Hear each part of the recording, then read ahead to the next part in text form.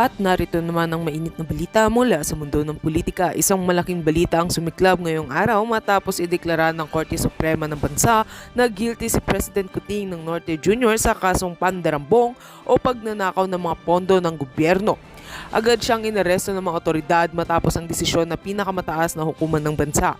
Sa kabila ng agarang aksyon, may mga naniniwala na ito'y may malaking epekto sa mga susunod na hakbang sa pamahalaan, kabilang na ang mga isinusulong na hakbang ng kanyang mga kalaban sa politika.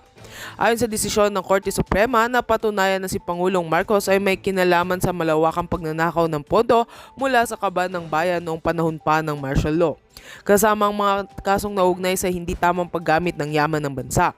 Matapos ang ilang linggong deliberasyon, naglabas ng hatol ang Korte Suprema na naging dahilan upang agad siyang arestuhin ng mga otoridad.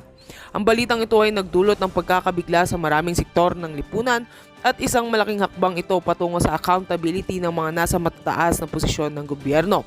Sa isang pahayag mula sa Malacanang, ipinahayag ng opisina ni Pangulong Marcos na hindi sila sumasang-ayon sa desisyon ng Korte Suprema at magsasampa sila ng motion of reconsideration. Ayon sa kanila, ang mga kasong ito ay bahagi ng isang political persecution at walang sapat na batayan upang magbigay ng guilty verdict. Nagbigay din sila ng pahayag na ipagpapaliban ang agarang pagpapatupad ng hatol habang patuloy nilang ipaglalaban ang kanilang innocence sa harap ng batas.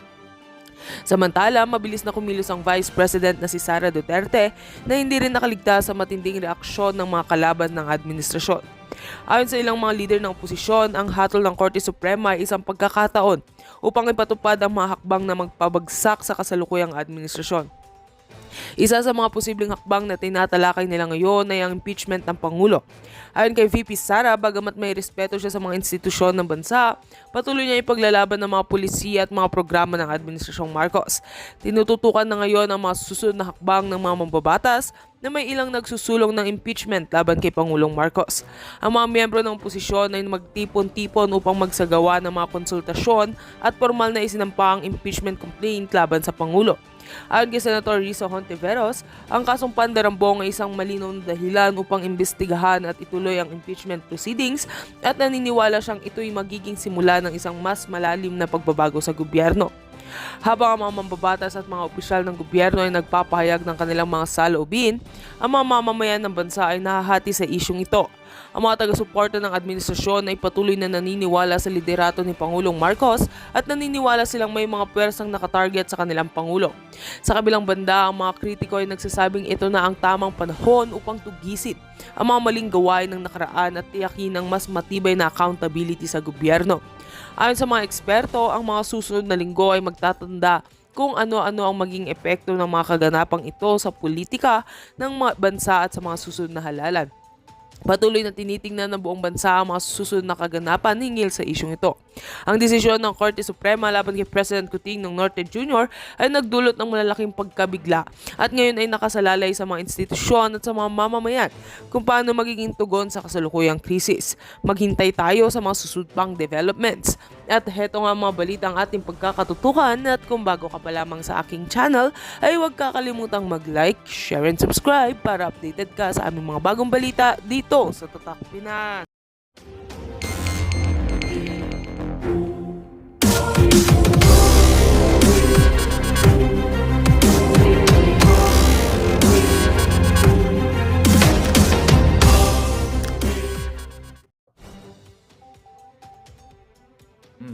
Tignan mo yung mga nagko-comment kay Lisa Tanas. 20,000 po ang pinakamababang binabayad ng bangag na gobyerno sa inyo. Parang lang mag-comment sa kay Kidnapper Lisa. So ngayon, dahil walang kung nagko-komputa natin si Inday Sara nga. VP Inday Sara. Dahil walang nagko-comment sa kanila na tao, puro mga trolls, mga kababayan, ay nag-hire sila ng trolls gamit ang inyong pera, ang pera ng bayan. Okay? Ano ba dito si Inday? Oh, truth stream. Ano siya sabi dito? People. Ba't ko makita? Tignan mo, naka-shadow band yata si Inday. Oh, hindi ko siya makita. Oh, VP Inday. Sara. Oh, hindi ko siya makita, oh. Usually, dumalabas lang to kaagad, eh. Ito, tingnan natin. Inday Sara. Ito, nakita ko na. Meron siyang 2 days. Tignan natin yung mga nagko-comment kay Inday. Likes. Okay? Heart. Nakikita mo, mga tao talaga siya. Ayan o. Ay, yung mga nagla-like sa kanya, tao. Tignan natin tong una. Ayan. Tignan mo, legit. Tignan mo, number 1, yung nag-like sa kanya. Kay Inday. Edwin. Tao talaga siya palangga. May tao talaga. Hindi yung mga cartoon character. Tignan natin to, si Mika Morales. Mga legit, may trabaho. Ayan nagtatrabaho sa cargo tracking, SM City San Pablo. Tao ang nagko-comment kay Inday Sara, hindi trolls. Ito. 4.1 friends. Tao, si Mary Rose Trinidad. Yung mga, wala kang makikita sa kanila na troll. Ito saying. Di mo yung mga nagko-comment kay Inday? Tao. Kay Bangag, demonyo ang mga nagko-comment. Yan lang natin. Para lang to prove a point. Ayop na to. Tignan natin si Bangag. Tignan natin Okay. Bongbong Bangag. Tignan natin. Tignan natin ang nagko-comment kay Bangag. Okay. Number 1. Tignan natin. We love you, sabi ng isa. We love you, PBBM. Tignan mo yung mga nagko-comment kay Bangag. 58 friends. Okay? Wala. Alright. Ayan natin to. Nagko-comment sa kanya. Troll. Puro troll. Mga troll ang nagko-comment kay Bangag. At saka kay Lisa Tanas. Imagine ito, ang mga nagko-comment sa kanya. Kay Bangag. Tingnan mo, Messi Magic. Ano yan? Ano yung nagko-comment sa iyo, Bangag? Ito. Tingnan natin to. Tingnan natin to. Foreigner. Okay? Mga foreigner. Tika. Mga galing ng Zimbabwe. Wala talaga. Taga Qatar. Sino ito mga ito? Yan ba? Tao ba yan? But anyway, mga kababayan. Now you know na ang target nila next week ay tirahin si Inday Sara. Okay? Sa kanyang attendance. Ngayon, ang Pangulong Duterte naman ay sinabing si Trililing ay pokla. Totoo naman yun eh. Di ba nakaharap ko si Trillanes dito sa LA?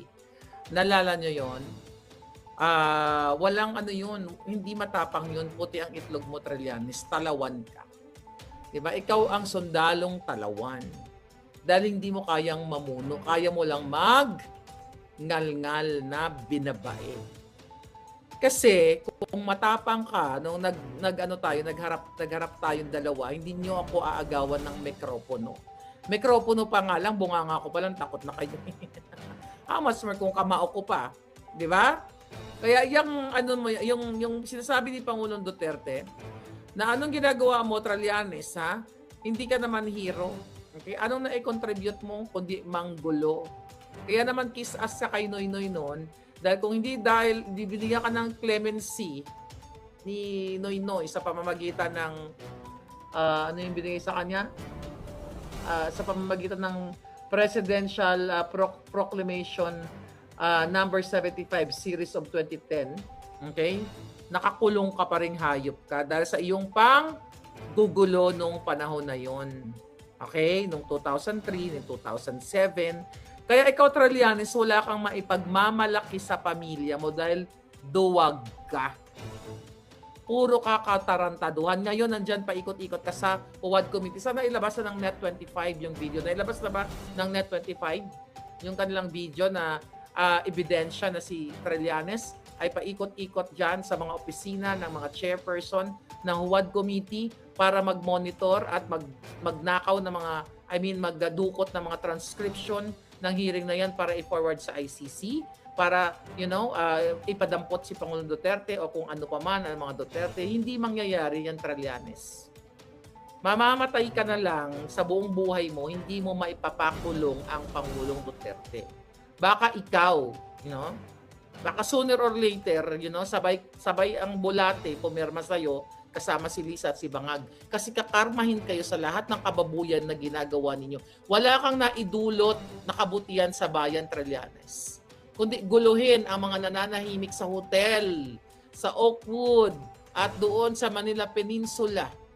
Kung may tapang ka, kung matapang ka talaga, dapat sa Malacanang ka lumusob nun. Bakit ka sa hotel? Parang may nabasa ako, nagnakaw ba daw siya ng kutsara tinidor doon? Totoo ba yun? Ha? Kaya ka tinawag na sundalong kanin eh. Okay? Nagnakaw ka daw ba ng kutsara tinidor doon? Lumamon ka pa doon sa Manila Peninsula, Manila Pen. Was it Manila Pen? Yeah. Alright? Ano bang nagawa mo sa buhay mo, Trillanes, maliban sa pagiging talawan mo? Yan sabi ni Pangulong Duterte, pokling ka daw. Okay? Kaya aabangan namin, Trillanes, mangangampanya ang Pangulong Duterte dyan sa Caloocan para bubuisitin ka lang niya. At isa-announce siya kung ano ang mga sinabi ng kapwa mo PMA-er na matatapang, hindi katulad mong talawan. Kung ano-ano daw ang sinabi patungkol sa iyo. Baka sinabi, in-expect ko baka sabihin ni Pangulong Duterte, ay, sabi ng kasamahan mo, umahada ka daw doon. Gusto ko marinig yun eh. Yung hada moment na yun, di ba? Sabi ni Pangulong Duterte, ay, Trillanes, sabi ng kabaro mo, humahada ka daw doon. Di ba? I am waiting for that statement, actually. Tapos ngayon, pa-hero-hero ka. Ano naging hero ka, Trillanes? Anong ginawa mo sa bayan? Ano? Maliban sa paggugulo dun sa mga turista nung panahon na yon, nung nilusob mo or tinake over mo, hindi naman totally tinake over mo, ang Manila Pen. Nakita dito eh, yung kamay mo. Diba sabi ko nga, malambot yung kamay mo. Kasi siguro tamad ka, binabaik ka, o inaalagaan mo parang girly-girly ka. Ha? Ulitin ko ulit. Nung nagkaroon ng pag-agaw ng mikropono ng time na yon dahil pinagtatanggol ko patanggol ko pa si Bangag doon eh. Dahil ang slogan nila, never again, never again. Never again Marcos, never again Duterte. Pero ngayon, tingnan mo, umahalik na si Trillanes sa kipay ni Lisa Tanas. At sa support na boto ni Kuting. Nagsup-sup na kadong no Trillanes, nagsup-sup na kasang tobo ni Bangag ba, ha? Dati never again ka. Remember that, mga kabapalangga ko sa LA? Anong sinigaw ko, bigla ko naalala? Anong sabi ko doon? Duterte is the bringer of hope and change in the Philippines. Remember that? Hanapin niyo yung video ko. Duterte is the bringer of hope and change. And it's true. At ikaw, Trillanes, you are the bringer of malas. Okay? Ang sumpa. Omen. You are the bringer of omen.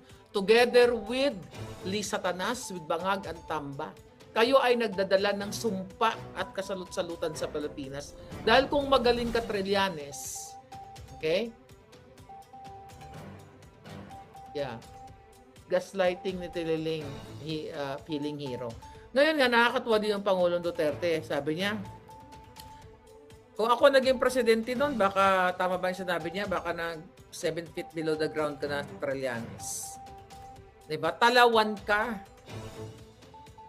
Ngayon ka pa, ang Pangulong Duterte, senior citizen na. At, we have to accept na may edad na ang Pangulong Duterte, tapos tinatarantado mo pang hinayupak ka. Bakit hindi ka nagtapang-tapangan nung bata-bata pa ang Pangulo? Dapat niyaya mong nagduelo kayo. Bakit ngayon, tira ka ng tira, ayaw mong tumigil? Kasi, for sale ka, Trillanes. Wala kang prinsipyo. Duwag ka nga eh. Sabi nga ng Pangulo, pokling ka. Pokla. Wala namang masama maging pokling. Para kang si Marbil. Kanina pinanood ko interview, parang pokling din. Talaga bang nagro-rule sa atin, pokling din? Kasi may issue din yan si Bangag eh. Alam mo, may nag-chika boom-boom sa akin. Parang nasabi ko na yata to eh. Na si Bangag, ayon sa aking source, humada din yan. Humada o nagpahada. Si Bangag, saan ba siya nag-aral nung high school?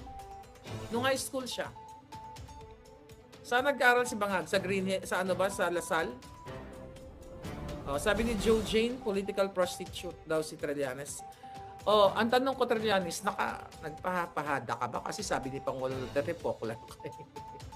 Nagpahada ka ba? O ikaw ang nangahada? I'm just asking. Stella Evil yan, sabi ni Pinoy sa Korea. Okay? Kaya sabi Pangulong Duterte, tumahimik ka na Trillanes, wala ka nang ginawa. Wala kang ginawa sa bayan mo, you have nothing to contribute or had contributed to this country. Okay? Look, umpisa ka ng gulo. Okay? Sabi niya, ni Pangulong Duterte, binigyan ka lang ng amnesty ngayon, yang bunganga mo, okay? Kuda ka na, kala mo sundalo ka, sabi niya, anong nagawa mo nga sa Pilipinas? Wala kang nagawa. Pakain ka ng bayan. Well, in other words, talunan ka, Trillanes. Very talunan. Ngayon mga kababayan, grabe, sabi niya, grabe siguro yung galit niya nung binasted siya ni PRRD Miss na. Oo nga, di ba? Pumunta siya sa Davao, hiningi niya yung support ni Pangulong Duterte. Kaya nagalit siya kay Pangulo. Ganon din si Risa Virus. Di ba? Pumunta siya kay Inday, hiningi yung support ni Inday. O, dahil di siya nasiportahan, nagbumula ang bibig ng mga inggitero at inggitera. November 7, iniimbitahan si PRRD sa Quadcom. Ay, oo nga pala. Yeah, I think I got the ano yun? Yung kipay ni Lisa. Okay, here. Yes, may na-receive akong message. Actually, okay, here. Here we go. Yes, ito, galing kay Maui. Maui, shout out palangga. Sa group actually. Okay, Committee on Dangerous Drugs, Public Order and Safety, Human Rights and Public Accounts, ECLABUSH. Okay, dated November 1, iniimbitahan ang Pangulong Duterte. Si Barbers ang nag-imbita. So puntahan nyo na to palangga. This is time to speak up. Ayan. November 7, 2024, Thursday, 9:30 a.m. Okay? So kaabang-abang ito. If I were you, sama gusto ko nang tumigil sa kadadaldal. Kasi ang bagal niyong kumilos eh. Diba? Itinaya ko na nga yung alindog ko dito eh. Death threats, fabricated cases. Pero I'm still here. Actually, one down. I'm not gonna talk about it right now. One down. Publicly available. You can Google it. One down, darling. Right? One down, right? Google it. Ngayon, mga kababayan, sabi ni Pobreng Punoy, si Trililing yung nagpabalitang may 60 consultants na kasama kamag-anak ng senador pa siya.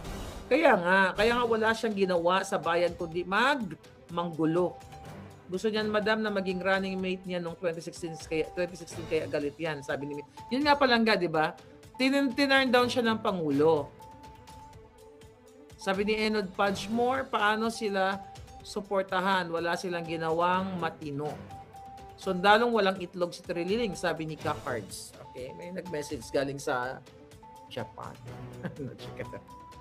May message sa akin, tika, puting asto eh. Tere natin mga palangga.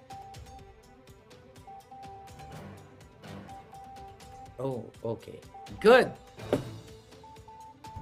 Merong kaabang-abang na bakbakan. Bakbakan ito mga palangga. So if I were you, you go there. Kailan yon? Okay, bakbakan, tagisan ng mga talino. Naku, ang dami mga magagandang mangyayari. Exciting to. Alam mo, itong mga ginagawa nila ng okay. Kaya ang ginagawa nitong gobyerno ni Bangag dahil hindi nila kayang itumba si Inday. Hindi nila kaya itumba si Pangulong Duterte. Nung sa Senate nilamon sila, nag-trending, naging rockstar ang Pangulong Duterte. Lalo siyang minahal ng tao, lalo siyang na-miss ng mga tao. Ano nag-press on si Inday? Grabe din ang pagmahal ng tao kay Inday. Yung jajanggalin niya, di ba? figuratively, jajanggalin yung julo ni Kuting, hukayin niya yung bangkay ng tatay niya. Di ba? Ibang klase itong mag-amang ito. Well, sila lahat, Baste is there. Di ba? Si Pulong, medyo, andyan din si Pulong. But anyway, kaya hindi nila matumba ang mag-aama. Kaya ang tina-target nila ay yung mga malalapit, like yung mga Yung mga officials ni Inday. Ganito po ang laro ng mafia. Ang laro ng mafia, pag hindi nila ma-target, ang kanilang target si Inday, ang titirahin nila yung mga mahal sa buhay. Di ba? Yung mga mahal sa buhay, yan ang laro ng demonyo at traidor. Ay, hindi nila kayang mag-one-on-one, head-to-head, head-on, kumbaga. Kaya ang tinitira nila yung walang kamalay-malay. So, ito ngayon ang ginagawa nila mga palangga. Pagtira kay Pangulong Duterte, kay Inday Sara. Kasi, alam nyo na si Inday ay mananalo at mananalo sa kahit anong eleksyon na kanyang sasalihan. Dahil nakikita niyo yung tao, organic. Yung nagko-comment kay Bangag, trolls. Kung hindi nila dadayain ng halalan, the fact na 32 million na nakuha na boto ni Inday dahil si Bangag ay according to Attorney Glenn Chong, dinagdagan lang ang boto ni Bangag para pumantay kahit paano kay Inday para hindi nakakaya kasi nakipagsabuatan nga si Lisa Tanas, itong mga Bangag na ito, sa Smartmatic. Smartmatic is a billion-dollar company na pwedeng kasuhan si Glenn Chong. Diba?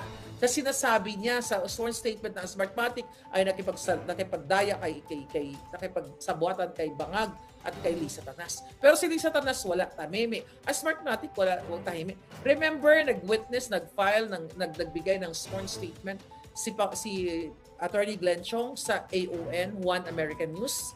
And after magbigay ni Attorney Glenn Chong ng sworn statement tungkol sa pandaraya sa halalan sa Pilipinas, then a few months ago, I forgot yung the date, di ba? Nagkaroon ng confidential settlement ang Smartmatic at ang One American News. Kung di ako nagkakamali, that was 2 million ba or 2 billion? 2 billion, not 2 million. $2 billion defamatory case. Defamatory, right? $2 billion ang final ng Smartmatic laban sa One American News. Ngayon, nagkaroon ng settlement. Confidential settlement. Kung merong laban ang Smartmatic against dito sa One American News, bakit sila nag-settlement? As simple as that. Diba? I think, kung hindi ako nagkakamali, this case dismissed with prejudice. Case dismissed with prejudice, ibig sabihin, hindi na pwedeng buksan yung mga complaints dun sa loob ng na yon kasi sarado na, nag-agree na sila, confidentiality, chuchu-chuchu. Ang question, bakit ang nagdemanda is Smartmatic eh? Smartmatic ang nagdemanda sa One American. Kung ikaw yung nagdemanda na alam mong mananalo ka, bakit ka makipag-settle? If you really want to get that $2 billion as damages sa iyong kinakasuhan. Abogado ba dito, di ba? Si Attorney Glenn Chong ang isa sa nagbigay ng sworn statement. Dito yan sa Amerika. So ang punto de vista natin dito, very credible ang isang Attorney Glenn Chong. Kasi hanggang ngayon, hindi siya kinakasuhan ni Smartmatic, takot lang. Hindi siya kinasuhan ni Lisa Tanas na sinasabi niya, dinaya niya yung eleksyon. Kaya dahil, bakit pa natin pinag-usapan yan? Dahil pinanindigan ni Glenn Chong na si Inday Sara legitimate yung kanyang votes, 32 million votes. Si Bangag, maybe hanggang 22, 23, 24 lang yan, ganyan-ganyan, million, inahabol lang ni Lisa Tanas at nakipagsabuatan sa Smartmatic based on the affidavit ni Attorney Glenn Chong.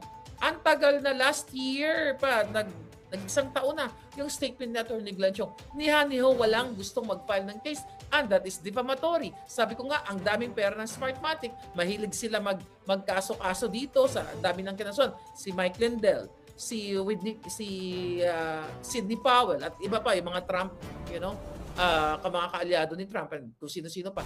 But anyway, bakit si Glenn Chong hindi nila kaya? Kasi matatalo sila sa case. At si Attorney Glenn Chong mayroong ebidensya. Kaya takot sila. So kaya ito ngayon, dahil si Sara ay napakalakas pa rin hanggang ngayon, hindi nila kayang tumbahin. Kahit anong sira nila, magbayad sila ng truce. Di ba? Hindi pa nga natin, inaabangan pa nga natin press con ni Inday. Ang sabi ni Inday, meron siyang separate press con kay Lisa Tanas. Meron na siyang separate press con para kay Tambaluslos. And we are waiting for that. Okay? So abangan natin. Kaya ngayon, ang ginagawa na sirain si Inday Sara, umalis na nga sa DepEd eh. Dati sabi nila, sige, last year, di ba, na dapat mag-resign na si Inday sa DepEd. Kasi ganito, kasi ganyan. Nag-resign na. Ayaw pa rin nila tigilan. Ngayon gusto nilang i-impeach. Kasi nga gusto ng mga putang inang Marcos Bangag Tambaluslos na manatili sa pwesto sa Pilipinas para maging bobo kayong lahat, para maging demiserable ang buhay ninyo, para magutom kayo lahat, para every year malubog kayo sa baha. Every year, ang mga anak ninyo manggadamatay dahil mag-overdose sa pulburon dahil sila mismo ay mafia, nagpapapasok ng lahat. Araw-araw na lang, minuto ako nagsasalta dito. Andan sa vlog ko, pulburon, smuggling, kidnapping, everything. You go out. Ako, ulitin ko. Okay? May death threat. Pilit akong gustong patayin ng gobyernong Bangag. Pero hindi ako nagpapatinag sa kanila. Nag-fabricate ng mga crime dyan sa Pilipinas. Katulad ng ginawa nila kay Mr. Okada, katulad kay Harry Roque, iba pa, adnaw ngayon, lookout bulletin din sa mga tao ni Inday. Sinindak nila ako dahil sabi ng alagang baboy ni Lisa Tanas, ang alaga na ni Lisa Tanas na paaral sa London ng putang inang yan, si Taning. May tatagilid daw na vlogger. That was 2022. Tatagilid kasi, naalala nyo yung mga sinasabi ni Taberna noon na makikipag-ugnayan sila sa gobyerno ng Amerika o DFA para mapap-uwi ako ng Pilipinas. Kasi akala ang president sila, TNT ako sa Amerika. Yan yung mga statement nila na in-underestimate nila yung alindog ko. You know the reason why this fabricated crime, hindi lang sa akin, sa iba, but I'm gonna speak for myself. Eto, para tumahimik ako, para matakot ako, naku, meron siyang crime, takot magtago ka na sa Mexico. Ulul. Lumaban ako. At I am telling you, lumalaban ako mag-isa. Nang walang padrino, nang walang financial support, sa kahit kanino. Kahit ang mga ginagastos ng gobyernong Bangag na ito. Alam nyo yung mga cases na tinanim na pinabricate nila sa akin? How can they afford lawyers sa Amerika at sa Pilipinas? Yung mga putang inang yan, saan kukuha ng pambayad yan? To spend. Ilan po ang milyong piso na ginagastos ni Lisa Tanas sa akin para maggamit ng mga proxy cases ng mga tao fabricated crime against me, against the distressed mother, at kung sino pa, hindi ba natin alam yung iba, para manahimik ako. Pero nagtataka sila hanggang ngayon yung bunganga ko hindi nag-expire. Dahil sisiguraduhin natin mga palangga na sila ang mag-expire. Their purpose is for me na matakot. Naku, Marley ka, mag-bankruptcy ka na. Naku, Marley ka, maubos na yung pera mo. Ulul. Kayo ang mananagot sa taong bayan. Kaya nga hindi ako tumitigil dito sa kakanganga bells. Kasi kung titigil ako, wala na. Ang magiging simbolo ay takot na si Maharlika, matatakot na rin kami. Because it will follow. Tapang-tapang yun, tapos biglang tumupi. Hindi ako tutupi sa mga putang inang yan palangga. Hanggang sa huling patak ng dugo ko, siguradong huling patak ng dugo natin ang papatak, sa kanilang dugo ang maunang papatak. Sa kababuyan na ginagawa sa inyo. Ano ito ginagawa kay Inday Sara? 125 billion putang ina, 2022 pa yan. Pero deadma sa 1.4 billion at kung ano-ano pa mga multi-billion pondo. Malinaw. Ang nag-message sa akin, taga-Congress, naririnig niya ang usapan, ang sinasabing Target Inday. Project o Target Inday Sara, silipin ang mga absences ni Inday para gamitin sa against Inday. Absences, napaka-cheap, napaka-nonsense absences.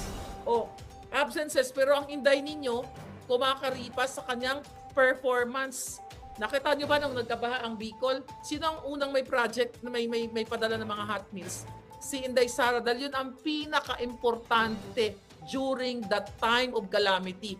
Hot meals. Kahit bigyan mo ng pera yung mga taong yan, katulad ng ginawa ni El Rey Villapuerte, bigyan ng 500, kung wala kang mabilan, walang kwenta yung perang niya. Ang hot meals, kahit lugaw, kahit sopas lang, ginto, kumbaga yan. Kumbaga, pag gutom ka, ngarag kapag nakita ka ng mainit na sabaw or something, para kang nakakita ng aparisyon. You know what I mean? You have to speak up. Ako dito, sinasalag ko ang lahat ng kababuyan ng gobyernong itong pikon na pikon sa akin. Kung sino-sinong mga puta dyan ang kinakausap ni Lisa Tanas para mag-file ng case dyan sa Pilipinas at dito sa Amerika. Pero hindi ko sila inuurungan. Siguro kung yung ginagawa ni Lisa Tanas at ni Bangang Jr. sa akin nangyari sa inyo, baka katulad kayo ni Terlianes na talawan. Pero, I fight ahead of them. Yun lang ang gusto kong sabihin sa inyo. Akala nila manginginig ako, magmamanikluhod ako sa kanila at aatras sa laban. Never! At you expect, ito unahan ko na, you expect the twist.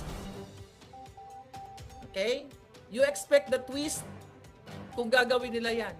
Ito lang nasabihin ko, you know who you are. I'm not allowed to say the names. Ito ha, alam ko, minomonitor nyo ako. Bawat letra ng salita ko, minomonitor nyo ako, mga putang ina ninyong mga yawa kayo.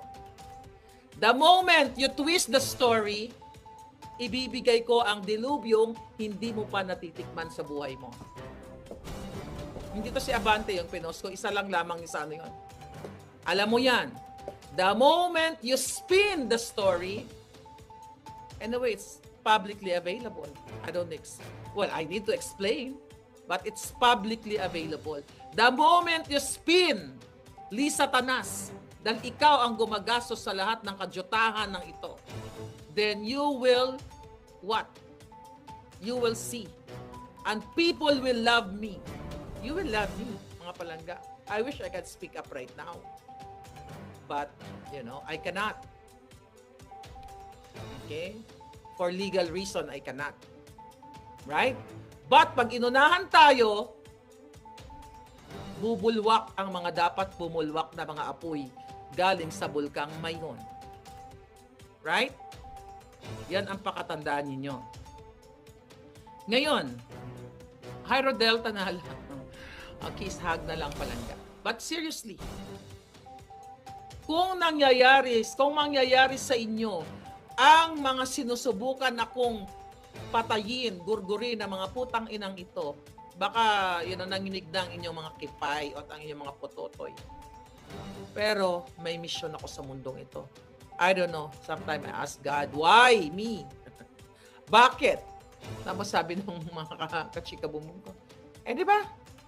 Sabi mo, sa sinapupunan mo pa lang, kasi napupunan ka na lang ng nanay mo, meron ka ng tabak, taga ba yun or something? Tabak ba yun? O punyal or something? Then I'm here. Only one life to live in this world, darling. Buhi kong buhi, patay kong patay. I'm covered by you.